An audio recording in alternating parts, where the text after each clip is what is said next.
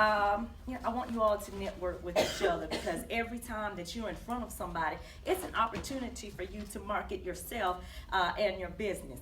One important thing to know about marketing is the relationship management. It's so very important in this.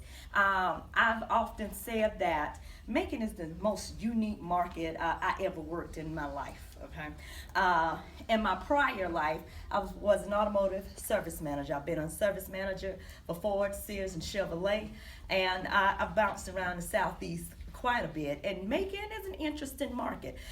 This is marketing one-on-one that people buy from you because they know you and they will deal with you personally, right? So it's important that we know how to market our businesses and ourselves, and that's what we're going to talk about today. Now, I know you heard my song playing in the background, and let's see, I might need some assistance here with, you've heard my song playing in the background. It's on here. But let's just take a few minutes and listen to what we are actually saying here. As these four themes that you will hear in this loop are going to be our talking points for today.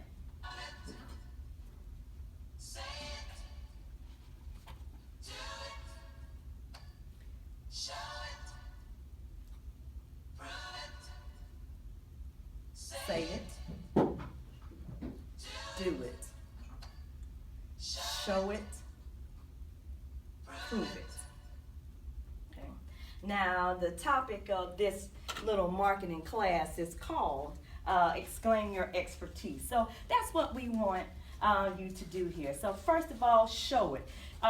You're the expert. Show it in your advertisements, okay? Because we have to tell our customers where we are, right? We have to tell our customers about that. How else will they know where we are and how to come to us? One of the biggest challenges I've faced in Macon and seen that a lot of businesses here have the idea if I build it, they will come. And they don't market. And with the infamous words we've all heard a lot over the past decade, budget cuts, the marketing budget is usually one of the big things that are cut, right? So you're working with limited funds, but you also have the challenge of making money. And towards the end of the presentation, I'll show you how this all comes together.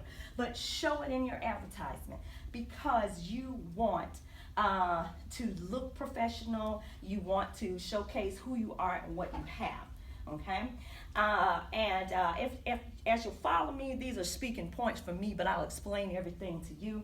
Branding. How many of you know what branding truly is? Okay, we brand our organization in such a way that it appeals to our customers and our target audience, and we'll talk about that some as well. But in it, it must be consistent. One thing with branding, and we'll talk about what this target market is and how do we find all those things out. But in order to brand yourself properly, you must stay in front of your target audience at all times. This whole marketing thing works so that people know when they are ready to make a decision, they know where to go, okay? When they're ready to make a purchase. An example that I often use here is, as you can see, I like to talk, and I like for the audience to talk to me. Have you ever been in class, and there's always that professor that asks you the first day of class, stand up and introduce yourself. I'm that professor, okay?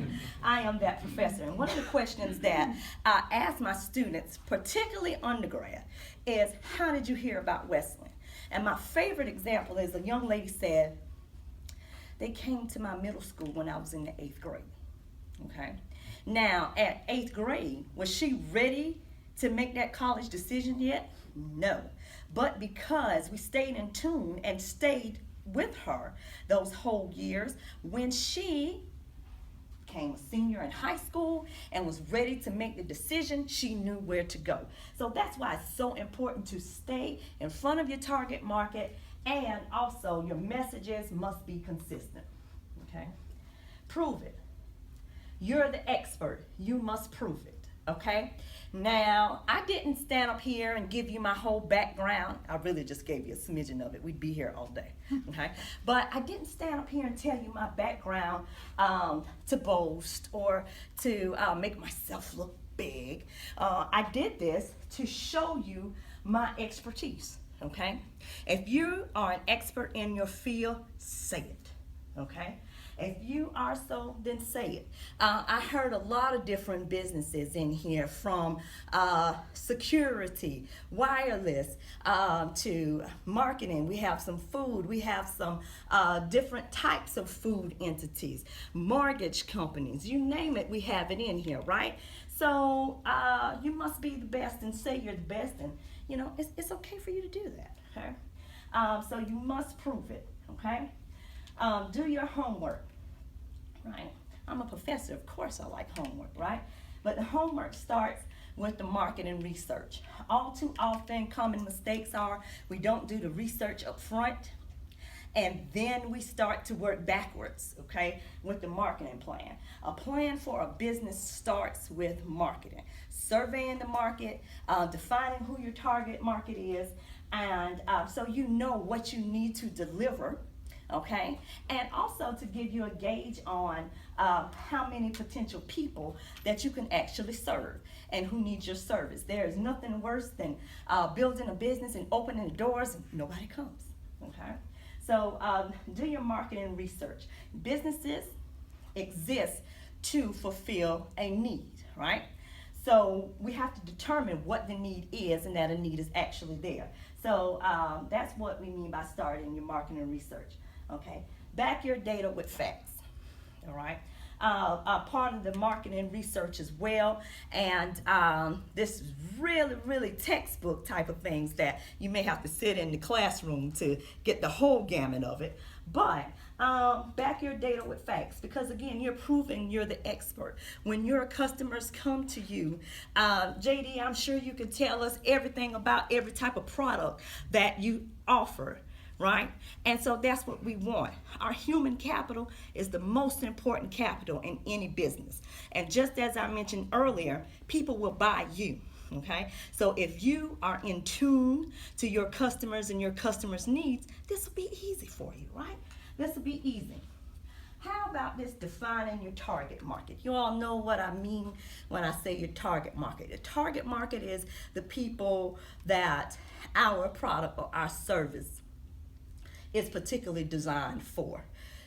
Sure, we'd love to say that we want everybody to come to our business. We'd love for everybody to enroll in Westland, everybody to walk through the door of our specialty grocery shop. But the truth of the matter is that's not going to happen. So you have to have a plan. Your target market is the homogeneous group of people that your product, your business, your service, those homogeneous group of people who have a need that's already identified by the marketing research, and then you are going to fulfill that need of the person. To do this, you use your demographics, so to speak, to find out what is the market in your area. Your market is the people who are willing and able to purchase your product, okay? And we'll use service. We think of product as a tangible product that we can actually touch, but for this conversation, we'll use service and product interchangeably. Same thing. So when I say product, it's whatever you're offering, okay? So your target is the center of attention. You can think of it like a bullseye, okay? And you want to hit that bullseye every time, but you have to have an aim, correct? You know what a bullseye looks like if you play darts or anything. There's a circle in the middle. You want to hit the people in the middle, okay? And you must cater to them. So everything that you do is built around the target audience, okay? Say it. There's nothing wrong with you saying you're the expert. I kind of didn't have to say it to you all about myself. Lynn already said it for me. But again, that's why I use my credentials. And letting your audience know. Be open to sharing your credentials, okay? I think there are probably 3 people in this room that knew me before I walked in the door, okay? So, and I'm playing this music in the background, and everybody's looking like, what is going on here, right? And Nadia, I'm not including you in the 3. But I had to let you know who I was. You all maybe not even realize it, but felt a little more relaxed when you figured out who's this lady walking around in the room and what's going on with that strange music. The music, by the way, is one of my favorite. It was taken from one of my favorite songs in from the 1990s. Okay, and maybe I'll share with you what it is. It's actually a love song, to tell you the truth, but this is my passion and I love it, so it fits perfectly. And these are the things that we need to do for our customers. Okay, and I have to, since Jen is recording for me, give a big shout out to my friend Karen Kendrick on the West Coast. She's one of our graduates. Recently in a big blockbuster movie, The Hidden Figures, and some other projects going on. Karen helped me on the West Coast about 2 a.m. last night and helped me cut that music. So, hi, thanks, Karen. Okay. So be open to showing your credentials. You all were more at ease when you figured out, okay, this is the speaker and what's she doing. Okay. Develop a slogan, model, a catchphrase. You have to say it. Okay. And in your saying this, it should be part of your branding. So you say that in your advertisement. You say that in your sales pitch or whatever it is. Okay? Our motto at Wesleyan is oldest and best. Okay? And I have one person shaking their head that can attest to that. But do you know why we say we're oldest and best? Because we are, and it's true. Okay? But I am allowed to say that, right? I'm allowed to say that. But Wesleyan was the first college in the world chartered to grant undergraduate degrees to women, okay? And because we are the first, every other women's college followed behind us, so that made us the best, okay? A slogan that you will see, and the reason that I passed out the flyer there, oldest and best is the slogan, motto, or catchphrase that is coined for undergraduate. But when you run a campaign, a slogan is definitely important, okay? And you have before you an example of a campaign that we ran called Your Passport to Career Advancement, okay? And with that, the campaign was a branded campaign. So every message that I did, and every message that we put together at Wesleyan contained that phrase, and the whole campaign was centered around it. When you do a truly blended campaign, the thing about a campaign is that it must be branded on all media in the same way. So what you saw on TV, radio, print, and online all said that, and it pretty much looked the same. And I'll show you some examples at the end. Do it. We want to get it right. So in this circle here, we have the target market. The marketing mix consists of the 4 P's: product, price, promotion, and place. Okay, so that's the marketing mix. The product, they're pretty much self-explanatory of what these things are, but without a marketing mind, a lot of people don't think of it this way. Okay, so your product is what you are selling, what you're offering. Okay, place is where a lot of other things go into place, the distribution part of it, and so forth.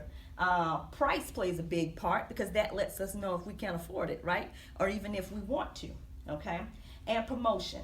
Promotion makes the target audience aware of the product, but also tells us where to go. Now, the big thing about this marketing mix, 2 things I want you to take away with from this presentation is that we must make sure that the right product is at the right place at the right time for the right person. Okay, and that's why promoting ourselves and our businesses are so important. Okay, but you see here in the middle we have the target market, so everything is centered around that. Now, why is it, do you think, that the target is in the middle? Remember I said that they are the center of attention, right? Our target audience. This is this homogeneous group of people that we want our customers to look like, right? And this homogeneous group of people that has the need that we want to satisfy, okay? Village, Village Marketplace, for example. There's a particular type of customer that comes in your store, right? And I heard you mention that you can't compete because you're not big box with like a Publix, for example. And I won't talk about you too bad in this one. My husband is corporate IT for Publix, but it's specialty. I'm sure you have things that Publix does not, and you cater to a particular audience. And everything you do should revolve around that, okay? So with our marketing mix, we develop these things so that everything we do revolves around those people. It's very important to know that you can't control the center, okay? So with the marketing mix, we can control the variables on the outside. Those are the things that we can control because you can't control a person, but what you can control is behavior. And that's why that marketing research is important. Does this look familiar to you all? Taking any psychology, sociology classes, for example. Okay, so this is Do It. This is part of my Do It.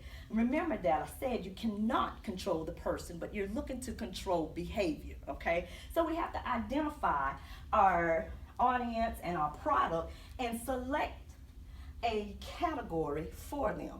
And if we know that, then we can, this is a very baseline start to starting to realize who and what our customers are and what they need and how we're going to satisfy it. Okay, on the bottom we have our basic needs: food, water, and shelter. Okay, food. We have at least 3 people in here providing food, right? You know, we like to eat. Do I want to cook tonight and cook a really healthy meal for my family? I'm going to Village Marketplace. Or do I not have time and I really want a chicken sandwich? I'm going to Chick-fil-A. Okay, so identify what your customer needs. Safety needs. That's Jennifer all day long, okay? Because we see security and protection. In this, we also see my friend JD back there. In your safety needs, you also have the need for health care, security financially, and those type of things, okay?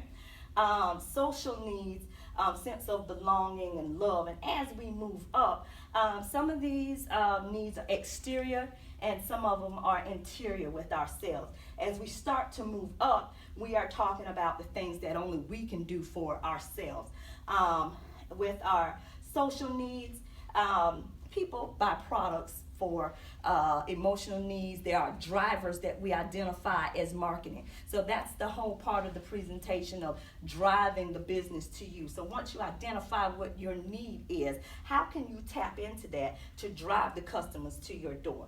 Because remember that, if you will remember from any classes that you've seen this in before, that it all is motivated by a drive, a desire, okay? And that's what we do. Often people think that marketing is just buying and selling, but there's a whole lot more to it than that. And if you're in tune with your customer, you know what motivates them and drives them. Okay, so you want to identify these needs of your customers and drive them to you. Okay, there is the self-esteem, recognition, status type of needs. In marketing, we call these emotional drivers. Okay, and products that you would like to have that makes you feel good about buying a purchase. The example I often share here, my dream car is a Ferrari. Okay. And that's a self-esteem need for me. How many Ferraris have you seen in making? Probably none. I can't recall one. When I say this, somebody always says, but I know a guy that has one. But for the sake of this conversation, we're going to say that there are none. But what I can tell you that you also cannot find in making, even if there is this one guy driving around in his hot rod, that there's no Ferrari dealership here. Okay? So what does that have to do with our little lesson? I'll tell you. Okay, remember that the product exists to fulfill a need. But when we are talking about our target market, those are the people who are willing and able to purchase our product or our service, right? And here I'm going to tie everything in for you. Earlier, we also said that you back your information with data. According to the U.S. Census Bureau, the median income in Macon, Georgia is $28,773. That's about a fourth of the price of a Ferrari, for example, okay? So Macon does not support the need, desire, or drive for a Ferrari dealership, okay? But, so there are things that we'll buy to fit in, need the latest trend, for example, and that is kind of within us. But definitely at the top, our self-actualization needs are things that we can only do for ourselves that make us feel good. They're those accomplishment type products and services, if you will. One of these is vacations. I didn't hear anybody in here, and I usually do have someone that say that maybe they're a travel agent or vacations, for example. But that's something that if I go on, I only feel good about because I'm relaxing and I'm doing for myself. By the way, my product is a self-actualization need type product, okay?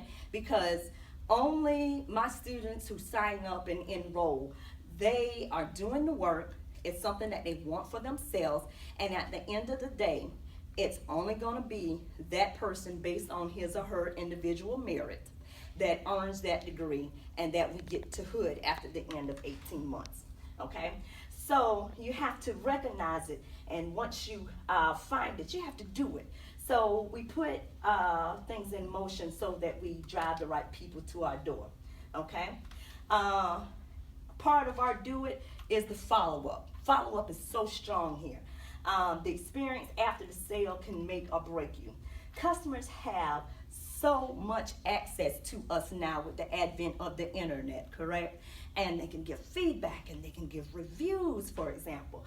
So when you have a great after sale plan, you have a solid marketing plan as well. And this is going back to the human capital, and that's what all of you are for your companies, okay? Remember this, that it is 10 times more expensive to get a new customer than to retain the customer that you already have.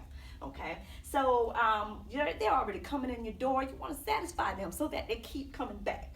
Okay, and again, follow through with good customer service. There is nothing worse than getting a product at home and it doesn't work, and then you can't do anything about it. Or you try to call or write or make a complaint and don't get any response. You know, so you have to have the good customer service, and it's important for retaining the customers. Okay. Now, I have some links that I want to share with you that is going to wrap up our presentation so that you can see the full gamut of once we put all these things together, we say it, we show it, we do it, and we prove it, what a truly blended marketing campaign looks like. And Jen, you can